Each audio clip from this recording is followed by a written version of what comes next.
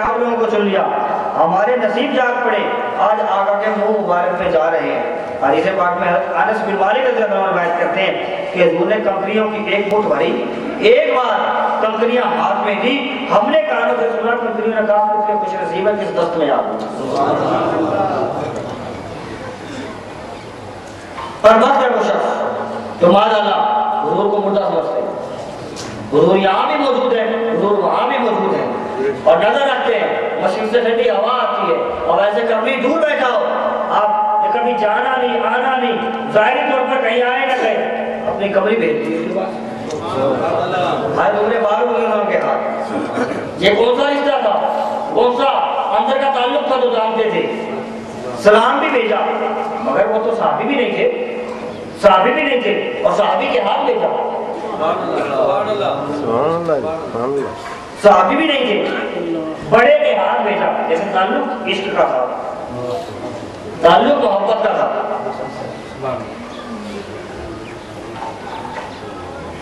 اور پھر فرماتے ہیں حضرت انس بن مالک رضی اللہ عنہ، جس درخت سے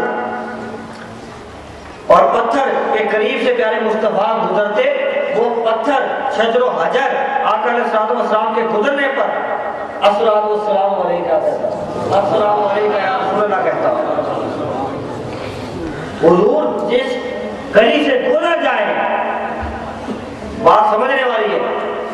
حضرت عیسیٰ علیہ السلام نے تو مردہ زندہ کیا، روح پلٹائی، ارے حضور جس گلی سے گزر جائے، گزر جانے سے پتھر زندہ ہو جائے، روح ڈال دے، پتھر سلام پڑے۔ اور پھر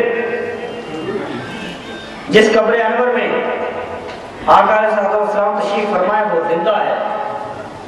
وہ زندہ نہیں ہوگی، وہ زندہ ہے۔ آقا علیہ السلام کے جسم پاک زندہ ہے، نور ہے، نور علا نور ہے، گنبد خضرا زندہ ہے، کروڑوں اربوں انسان ولیوں غوث کتبوں کی زندگیوں سے بھی اعلیٰ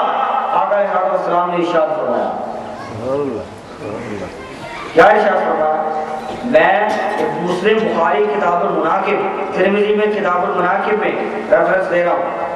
آقا علیہ السلام نے فرمایا میں اس پتھر کو، میرے والد محترم شیخ ٹیچر اکثر فرماتے تھے اس روایت کو بھی مسلمان لگا، میں اس پتھر کو آج بھی جانتا ہوں، پہچانتا ہوں، میرے اعلان نبوت سے بھی پہلے میں جب اس کے پاس سے گزرتا تھا بآواز بلند مجھے سلام کرتا، میں آج بھی اسے جانتا ہوں۔ لاکھوں کروڑوں پتھر، بات تو سمجھنے کی ہے، مکہ شریف میں اور مدینہ پاک میں ہر روز حضور گزرتے تھے، گلیوں سے گزرتے، ہزاروں پتھروں پر چڑھتے آپ کے قدم مبارک، مگر اتنی محبت سے آپ نے اپنی بات کسی سے نہ فرمائی۔ آج بھی اس کو میں پہچانتا ہوں، اس پتھر کو خاص بات، سب پتھر تھے مگر اس پتھر کا نصیب جاگتا، جس کو حضور نے چن لیا اس کا نصیب جاگتا، جو آ گیا اس کا نصیب جاگتا، اس سے محبت کریں۔ عرض کیا یا رسول اللہ صلی اللہ علیہ وسلم، آپ اس پتھر کو جانتے ہیں، پہچانتے ہیں، اس کی خصوصیت فرمائیں، اس کو آج بھی پہچانتا ہوں، کیا وجہ، اس کی ایسی کیا وجہ ہے؟ آپ اسے نہیں بھولے، کسی کو بھی نہیں بھولتے آپ، اور میں اسے اتنا پہچانتا ہوں، اتنا یاد رکھتے ہیں، کیا وجہ؟ فرمایا اس کی وجہ یہ ہے کہ میں نے ابھی اعلان نبوت بھی نہیں کیا تھا، میں جب اس کے پاس سے گزرتا تھا اس سے پہلے زمانے میں مجھ پر، اس زمانے میں مجھ پر سلام پڑھتا تھا۔ بارہ پیارے مصطفیٰ پر سلام پڑھنا، فرماتے کہ آقا صلی اللہ علیہ وسلم میں آج بھی اسے نہیں بھولتا، جو حضور پر سلام پڑھے اسے حضور بھولتے نہیں ہیں، اور اتنا پہچانتا ہوں اگر امتی عمر بھر پیارے مصطفیٰ پر سلام پڑھے اسے حضور اپنے قبر مبارک کو کیسے بھولیں گے؟ وہ پتھر جو سلام کرتا تھا اسے حضور کبھی نہیں بھولے، اور اعلان نبوت سے پہلے، ارے ہم یہاں بیٹھ کر حضور کی کیا پتہ ان گلیوں میں بھی آمد ہوئی ہو، ہوئی ہے، ان گلیوں میں آمد ہوئی ہے، میرے پاس چیپٹر نہیں ہے، آقا صلی اللہ علیہ وسلم ان گلیوں سے گزرے ہوئے ہیں، ان گلیوں سے، جن گلیوں میں آپ بیٹھے ہیں ان گلیوں سے حضور گزرے ہوئے ہیں، تو یہاں پر آمد ہوئی ہے تمہارا، تو آپ جن گلیوں میں حضور گزرے ہیں ان گلیوں میں آپ بیٹھے ہیں، تو حضور آپ کو کیسے بول سکتے ہیں؟ خدا کی قسم ان گلیوں سے حضور گزرے ہوئے ہیں، آپ وہ کیسے بول جائیں؟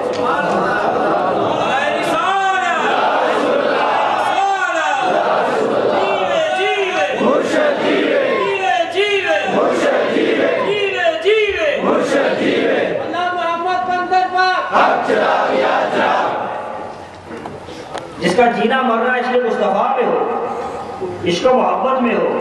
جس کا ظاہری اور باطن حضور کے سلام میں فرائیت میں ہو، جب قبر میں فرشتے اس سے پوچھیں گے کہ اس محبت کے بارے میں جانو، اسے پہچانتے ہو، کیا کہتے ہیں؟ تو وہ کہے گا کوئی بعید نہیں، کوئی بعید نہیں کہ اس کے پوچھنے سے پہلے اس عاشق کے لیے، ان دیوانوں کے لیے حضور خود کہہ دیں کہ اس سے کیا پوچھتے ہو، میں بتاتا ہوں کہ یہ کون ہے۔ جن گلیوں میں میں جاتا تھا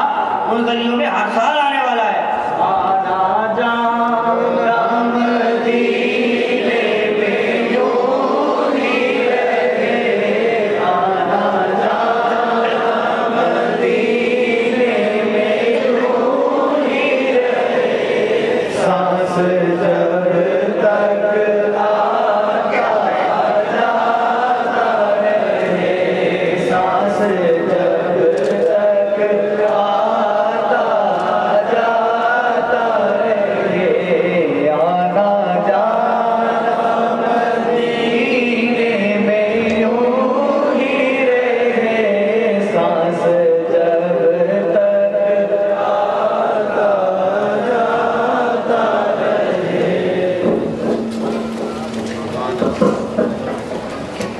سانس کی محبت سے بڑھ کر کچھ نہیں ہے۔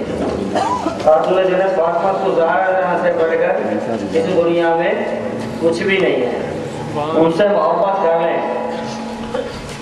اور محبت میں آئے بیٹھے تڑپ اٹھیں، ان کا ہم پر تکلیف میں گزرنا گراں گزرتا ہے۔ مدینے پاک حاضری ہوئی، سرکار کی بارگاہ میں نعت پڑی، رو رو کر وہاں پر سب پناہ راز کرتا ہوں کہ سرکار کی بارگاہ میں تصور مدینے پاک کا رکھ کے بڑھیں، ہم آقا کی بارگاہ میں آئے ہوئے ہیں، یار کے لیے آئے ہوئے ہیں، نوکر ہیں سرکار کے، خدمت میں مقرر کر لیا آقا علیہ السلام نے، سرکار کی کرم نوازی ہے، اتنی مائیں بہنیں ہیں ان کو بھی نوکری پر فائز کر دیا، جتنی خدمت کرتی ہیں، اور جو آئی بیٹھی ہیں اور جو دوست احباب ہیں، ان کو حضور نہیں بھولتے، ہم بھول جاتے ہیں، آقا نہیں بھولتے، ہم بھول جاتے ہیں۔ رحمتوں کی گھڑیاں ہیں، مبارک گھڑیاں ہیں، بڑی سعادتیں ہیں، تو ایسے ہی تصور باندھیں کہ سرکار کی بارگاہ میں موجود ہوں۔ خاص طور پہ ہمارے حاجی مختار صاحب جن کی کوششوں کی ان کے ویزا لگا، ویزا بھی جب لگا جب امیر ملت کی بارگاہ میں، پرائیویٹ تھے اور بلکہ بالکل پرائیویٹ ہم نے کا ویزا لگا کے خود سرکار کے بارگاہ میں مہمان بن جائیں گے، جائیں گے ٹھکانا بھی اور کھانا بھی سرکار خود ہی دیں گے۔ ہم نے کام نہ گورنمنٹ سے جاتے ہیں نہ کسی اور پرائیویٹ سے جاتے، خود ایمبیسی جا کے ویزا لگوائیں گے۔ اپنے حاجی مختار صاحب پریشان ہو گئے کہ جی ویزے کی صورت بن نہیں رہی، بڑے پریشان ہیں۔ میں کہا پھر پیر خانے چلتے ہیں، سرکار کا ویزا وہیں نہیں لگے گا۔ تو ہم سرکار امیر ملت کی بارگاہ میں کھڑے تھے اور مقصد کہنے کا حج میں آگ چل کے رہ گئے تھے اور پروازیں ختم ہونے والی تھی، ایمبیسی بند ہونے والی تھی 2 دن بعد۔ تو میں کہا اب ویزا آئی صاحب سے بات ہوئی، انہوں نے کہا کدھر کھڑے ہو؟ میں کہا آپ انہوں نے کہا میں ایمبیسی کھڑا ہوں۔ میں کہا ہم جہاں سے سارے ویزے لگتے ہیں وہاں کھڑے، ہم سرکار کی بارگاہ میں، سرکار ملت کی بارگاہ میں کھڑے۔ میں نے کہا بس اب لگ جائے گا، یہاں کھڑے ہیں تو پھر لگ جائے گا۔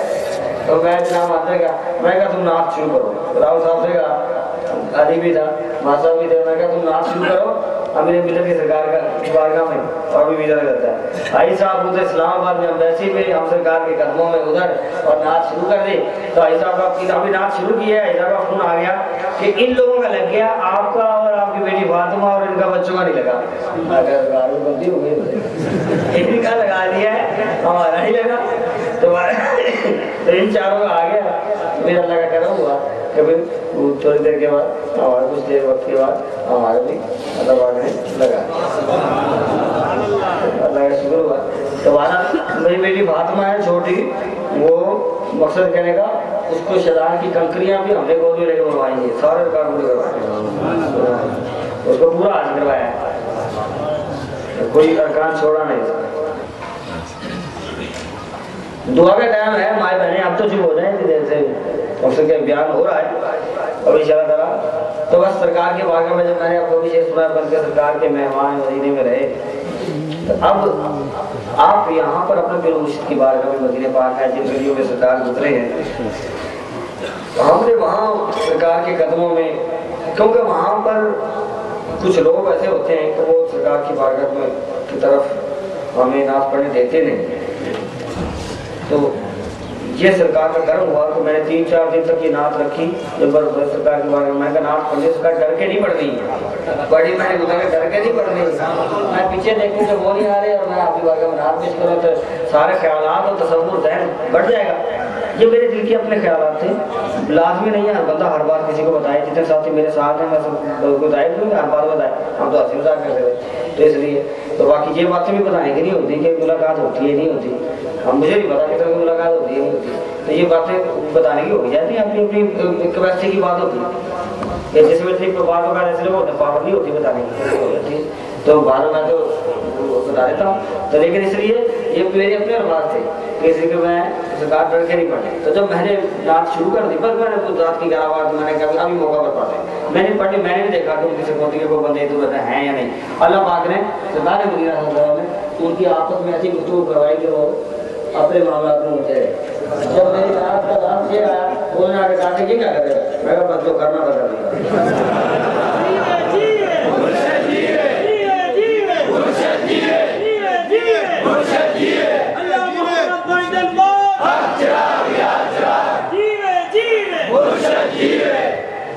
تو سرکار کی بارگاہ میں جاتے ہیں وہ مجرم تو انہیں اپنے حال کا پتہ ہوتا ہے، ٹھیک ہے، تو بات چھپی نہیں ہوتی۔ ڈاکٹر کہتا ہے نا، ڈاکٹر آپ کہتے ہیں نا کہ یار وہ چیک کر لے گا تو پتہ تو چل جائے گا کہ بندے کو مر گیا ہے، ٹیسٹ کروا کے پتہ چل جاتا ہے کہ اس کو کیا ہے، نظر دکان وہ ٹیسٹ کر کے بتایا تھا کہ ان کو اس کا علم اتنا ہوتا ہے جو بڑا ہوتا ہے، لیکن ڈاکٹر کہتا یہ ہے کہ مریض کو مجھ سے کوئی بات چھپانی نہیں چاہیے، ڈاکٹر یہ کہتے ہیں کہ مریض کو کوئی بات اپنی تکلیف کی چھپانی نہیں چاہیے، اس لیے پھر پتہ ہوتا ہے اس کو سارا، پھر بھی وہ چیک کر کے بھی پتہ چل جاتا ہے اس کو۔ اسی لیے اللہ والے بھی ہوتے ہیں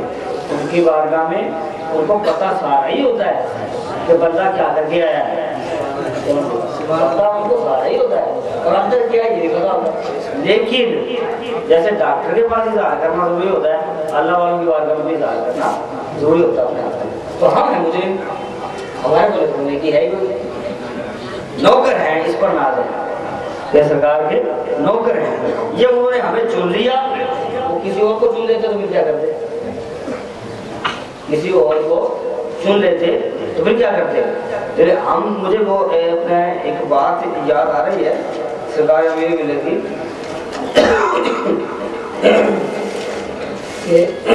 چننے پہ کہ آپ نے ہمیں چن لیا، تو اس لیے اگر آپ مہمان ہیں کس کے ہیں، اتنے خادم حضرات ہیں اور جو مائیں بہنیں ہیں، آپ مہمان ہیں میرے کسی کے نہیں ہیں، اپنے پیر مرشد کے مہمان ہیں، سرکار مدینہ نے آپ کو بھیجا ہے، ٹھیک ہے، اور یہاں سے خالی آ جائیں یہ ہو جاتا، کیونکہ آتا انہیں فقیروں پہ پیار کچھ ایسا،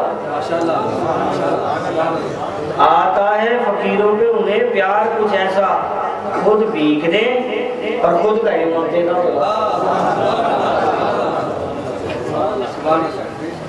آتم تائی تھا،